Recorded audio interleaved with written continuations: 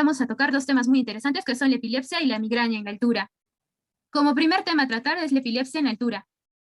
Primero, ¿qué es la epilepsia? Vamos a recordar un término que son las convulsiones, que vendrían a ser la vía común final de una variedad de desequilibrios por términos tanto heredados y adquiridos mediante un proceso de excitación y de inhibición neuronal. Las crisis son los disparos anormales sincronizados debido a una disminución de la población de las neuronas, en donde va a haber un mayor número de reclutamiento de las neuronas vecinas a medida que esta población sincronizada pues va creciendo.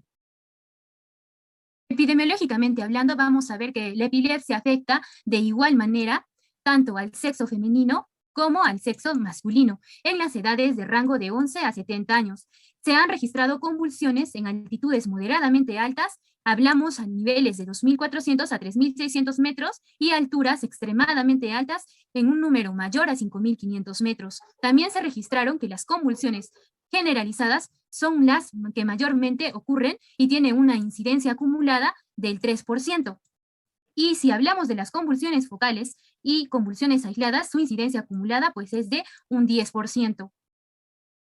Entre los factores desencadenantes, vemos que hay personas que practican como deporte el alpinismo. Estos pueden llegar a sufrir procesos de hipoxia y de hipoventilación. También aquellos que tienen antecedentes familiares, que pueden hacer alcalosis respiratoria, aquellos pacientes epilépticos con medicación y aquellos que pueden sufrir de deshidratación. Por ello, la importancia de estar bien hidratados y también en procesos de hipocalcemia e hiponatremia. Fisiopatológicamente vamos a tocar dos teorías, que una es la vasoconstricción inducida por la hipocapnia, en donde vemos que la hipoxia con bajos niveles de dextrosa a nivel de la corteza cerebral va a generar un proceso de hipocapnia y esto va a hacer que haya niveles bajos de dióxido de carbono, induciendo así a una vasoconstricción. Y también la posibilidad de los mecanismos reflejos van a generar una estimulación del epitelio olfativo, estos como posibles activadores de las descargas epiteliformes, como podemos ver en la imagen. Los efectos fisiológicos del oxígeno bajo, vemos que la reducción progresiva de la presión barométrica a 760 metros de mercurio sobre el nivel del mar, y si hablamos a nivel de 523 milímetros de mercurio a 3048 metros sobre el nivel del mar, va a haber una disminución de la presión parcial del oxígeno por un aumento de los quimiorreceptores arteriales. Esto va a hacer que se estimulen las fibras de estas, generando así ramas y estímulos hacia el núcleo dorsal del vago y al núcleo solitario, generando así un aumento de la ventilación alveolar a un número de 1,65 veces lo normal. También una hipocapnia de tipo transitoria, un aumento del pH. Esto genera que haya una inhibición en el centro respiratorio vulvar. Entonces podemos ver que la hipoxia va a generar un aumento de la despolarización neuronal y esto puede incluso llegar a conducir a la muerte.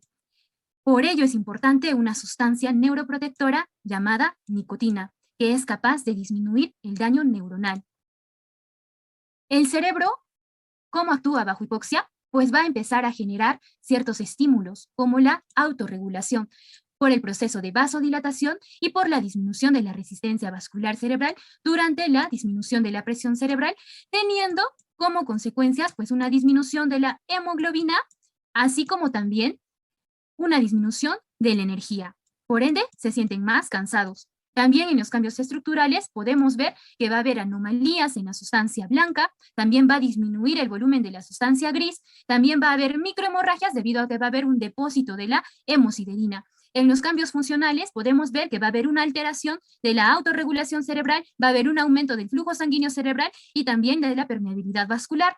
La hipoxia isquémica va a hacer que los factores más comunes, como por ejemplo la epitelogénesis en los recién nacidos, generando así una hipoxia, y esta va a ser capaz de que haya una disminución y caída del umbral de las convulsiones a lo largo de la edad adulta.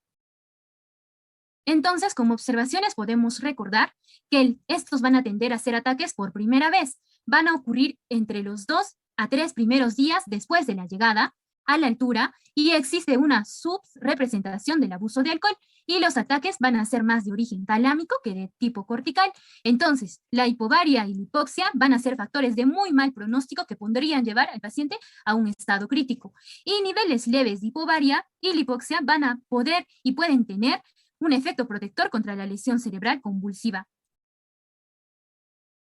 En los puntos bibliográficos que nosotros hemos tomado en cuenta, pues vamos a hablar como primer punto a cómo abordar las convulsiones en el viajero de gran altitud.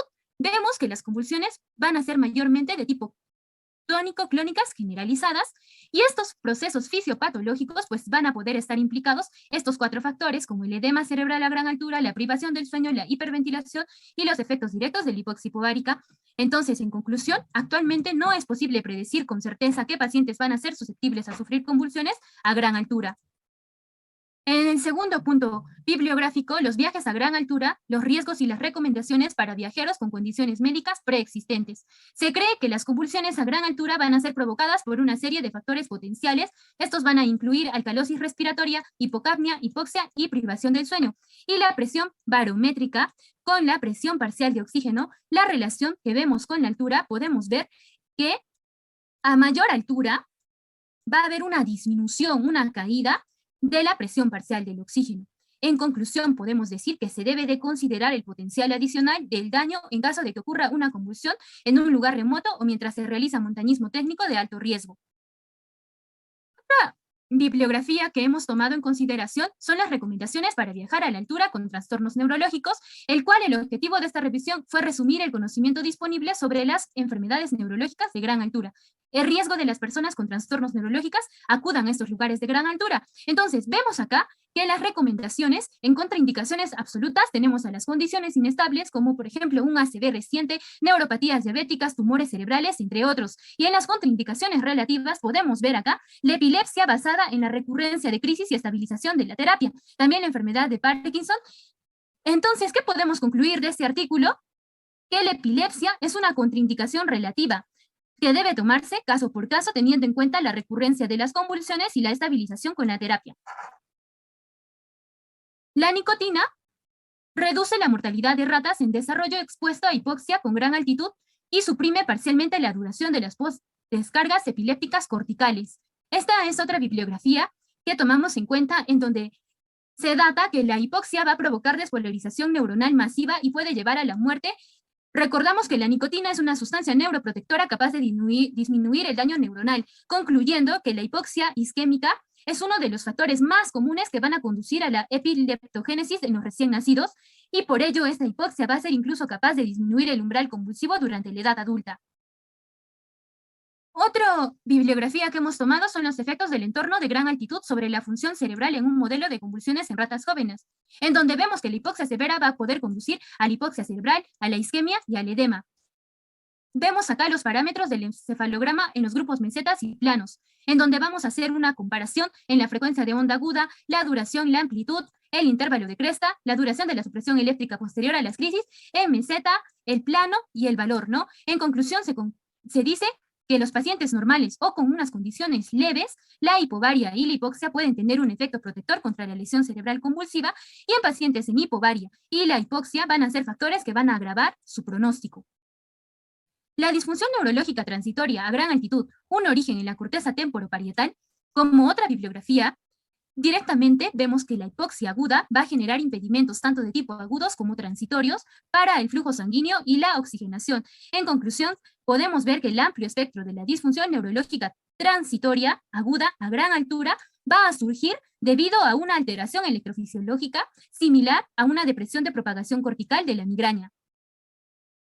Otra bibliografía a tener en cuenta es la nueva crisis de epilepsia a gran altura sin signos de mal agudo de montaña o edema cerebral de gran altura, en donde vemos que el riesgo de las convulsiones aumenta a gran altura.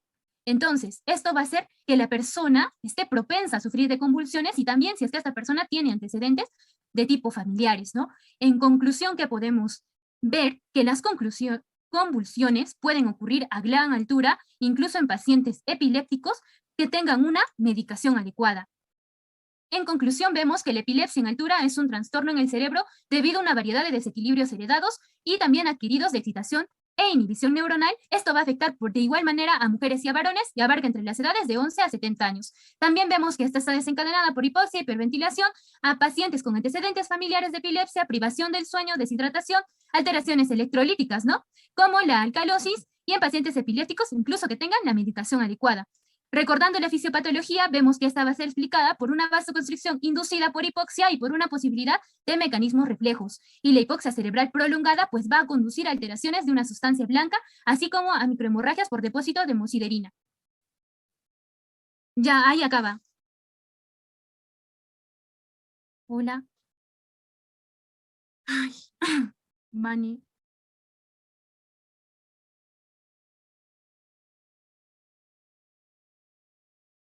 13 minutos.